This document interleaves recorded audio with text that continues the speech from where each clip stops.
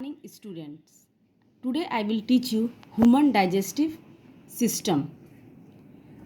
Now, what is a human digestive system? The organ which is responsible for digestive system is a alimentary canal.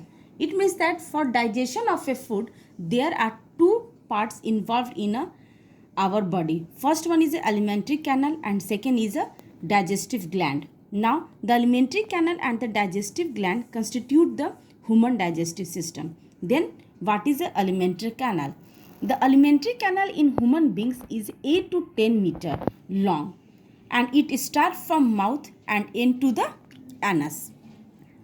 Now there are some parts which are involved in a alimentary canal. Mouth, pharynx, esophagus, stomach, small intestine, large intestines. And the gland which are helpful in a digestion of a food is a liver, pancreas and intestinal gland. This is a diagram of a human digestive system. This is a mouth and we also can say that a buccal cavity. This is a salivary gland. This is a esophagus and here is a pharynx. It is not located, it is a pharynx, position of a pharynx. This is a stomach, small intestine, large intestine and the last part of alimentary canal is a anus. And this is a liver and pancreas which help in the digestion of a food. Now first is a mouth. Mouth, it contains gums, teeth, tongue and muscles. And the function of a teeth is to masticate the food and help in biting, cutting and chewing the food. And tongue is helpful for taste the food and it also help in mixing saliva with food. And there are three pair of salivary gland which secrete saliva in a mouth. First is a mucin that help in the lubricate the mouth and food. It means that watering convert our mouth into a water. आप देखते होंगे जैसे ही हमारे सामने food आता है हमारा mouth जो है पूरी तरह से वाटरिंग करने लगता है. That means it secret a saliva for digestion of A food. It's means that जैसे ही खाना हमारे सामने आता है हम लोग का डाइजेस्टिव सिस्टम और या प्रोसेस ऑफ ए डाइजेशन जो है वो स्टार्ट हो जाता है. It's means that it lubricate the mouth for a digestion of a food. Second is a salivary amylase. It helping in a breakdown of a starch and a glycogen to a maltose. Actually जो भी चीज़ हम लोग food खाते हैं वो पूरी तरह से सिंपलेस्ट फॉर्म में वो ब्रेकडाउन होना चाहिए तभी हमारा बॉडी या सेल क्या करेगा उस डाइजेस्टिव पार्ट्स को या फिर उस न्यूट्रिएंट्स को एब्जॉर्ब कर सकता है. इसीलिए माउथ में ही क्या होता है कि स्टार्च जो होता है वो ब्रेकडाउन होना स्टार्ट हो जाता है. Now second is a pharynx. The oral cavity open into the pharynx. Pharynx is at a position of a neck. Esophagus.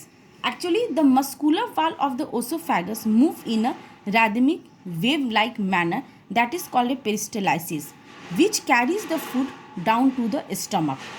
Actually, esophagus is just a pipe-like structure which help in the movement of a food from buccal cavity to the stomach and it move in a rhythmic manner, wave like manner. ये नहीं कि जैसे हम लोग खाना खाए वो सीधे जाके वो हमारे स्टमक में जाके वो गिर जाता है. इससे क्या होगा हो सकता है हमारे स्टमक में दर्द होने लगेगा, पेन होने लगेगा. इसीलिए जो भी हम लोग फूड खाते हैं वो धीरे धीरे वेव लाइक स्ट्रक्चर में वो धीरे धीरे कॉन्ट्रैक्शन फिर रिलैक्सेशन फिर कॉन्ट्रैक्शन रिलैक्सेशन करते हुए वो हमारे स्टमक में क्या करता है वो पहुँचता है. It's called a peristalsis movement. And in esophagus there is also a salivary amylase which break down the starch. It means that digestion is also take place in a esophagus. I saw the diagram of a esophagus. This is a diagram of a esophagus. This is a food which is passes in a wave like structure.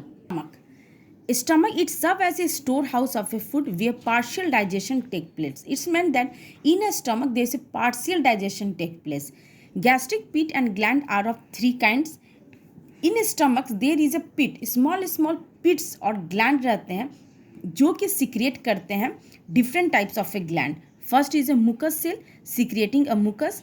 Mucus protect the stomach lining from excess secretion of a gastric juice. It means that our stomach secrete a different type of a gastric juice which is helpful in a digestion of food, but excess secretion is harmful for.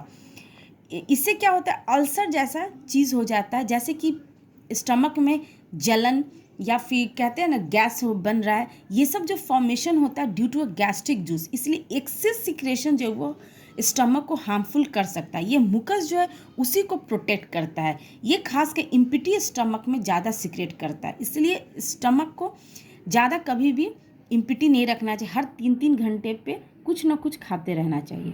Oxyntic which secret hydrochloric acid, hydrochloric acid actually help in convert propepsin into a pepsin and it is helpful in a killing a bacteria which is ingested with a food.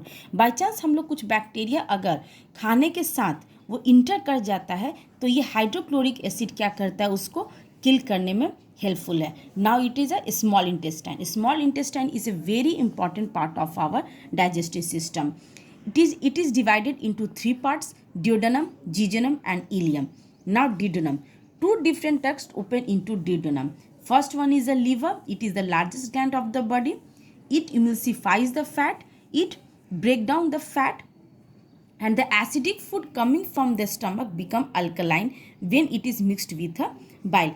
Actually जो भी food stomach से small intestine में आता है वो acid के form में रहता है, उसको क्या करता है, ये ड्यूडेनम या लीवर जो है वो उसको अल्कलाइन कर देता है। अल्कलाइन का मीन्स है that is a base and which is soluble in a water and it become a alkaline when mix with a bile. इसलिए ये लीवर के साथ जो भी बाइल डक्ट आते हैं वो जो भी फूड वो उसके साथ मिक्स कर जाता है and they change into a alkaline form. तो बार second gland is a pancreas. It secrete pancreatic juice contain many digestive enzymes. First one is amylase that break down the polysaccharide.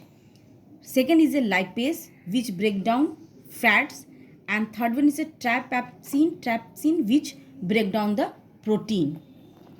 Now jejunum, it is the middle part of the small intestine. It is found only in a man. And last part of a small intestine is a ileum. Actually it is the main part of the small intestines because the major part of digestion and absorption take place. It means that जो भी खाना हम लोग खाते पूरी तरह से ये स्मॉल इंटेस्टाइन के इलियम पार्ट्स में डाइजेशन होता है और एब्जॉर्प्शन होता है। एब्जॉर्प्शन का मीन्स है जो भी हम लोग फूड के साथ न्यूट्रिएंट्स लेते हैं जो कि हेल्पफुल है हमारे बॉडी के लिए, हमारे सेल के लिए, वो यहीं पर वो एब्जॉर्ब करके वो हमारे लीवर में जाता है, फिर हार्ट में जाता है, हार्ट के बाद ये पूरे पार्ट्स ऑफ द बॉडी में वो न्यूट्रिएंट्स जो है वो रिच करता है। It is a finger-like projection found in a ileum which is responsible for absorption of a food. Actually, its finger-like projection is called a villi that increases the surface area for the absorption of a digested food. In this is a blood capillary which absorb the all nutrients and reach the heart, and after that they supply all the nutrient to the other parts of the body. Now, last parts of the alimentary canal is a large intestines. The large intestine divided into 2 parts, colon and rectum. The large intestines allow the passage of the residual food mass which is ingested through the anus. जो भी part small intestine में जो भी nutrients absorb कर जाते हैं, इसके बाद जो बच जाता है, जो वेस्टफुल है हमारे बॉडी के लिए, जो वेस्ट है वो लार्ज इंटेस्टाइन में आता है और यहाँ से वो पास करके वो एनस के थ्रू हमारे बॉडी से एक्सपेल कर जाता है। लेकिन यहाँ पर भी एब्जॉर्प्शन का चीज़, some amount of water contain in the residue is absorb into the blood through the intestinal wall. Actually large intestine में बाय चांस अगर कुछ वेस्ट यूजफुल सब्सटेंस रह जाता है या वाटर रह जाता है तो वहाँ से वो एब्जॉर्ब हो जाते हैं इंटेस्टिनल वाल में और बैक टू अवर बॉडी चला जाता है। इसका मतलब ये है कि हमारे बॉडी से कोई भी न्यूट्रिएंट जो है वो हमारे बॉडी से वो एक्सपेल नहीं हो सकता है। Now there are some assignment for you. Now these are few questions for you. First question is describe the human digestive systems. Second is describe the process of the nutrition in amoeba. Third is name the three parts of the small intestine. And last question is what is a peristalsis. Thank you.